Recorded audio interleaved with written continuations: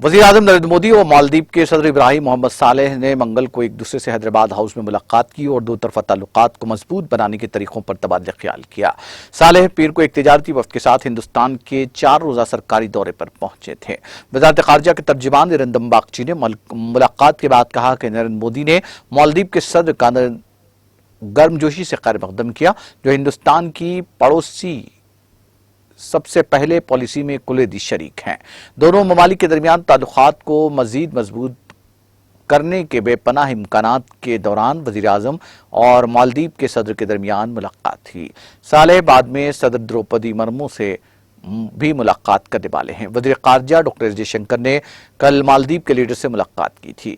Doctor Jaishankar ने कहा कि हिंदुस्तान की नेबरहुड फर्स्ट पॉलिसी और मालदीव की इंडिया फर्स्ट पॉलिसी एक दूसरे की तकमील करती है। मालदीव के सदर कल यहाँ एयरफोर्स स्टेशन पहुंचे। वो 4 शबे की सुबह मुंबई के लिए रवाना होंगे, जहां वो एक प्रोग्राम में हिस्सा लेंगे।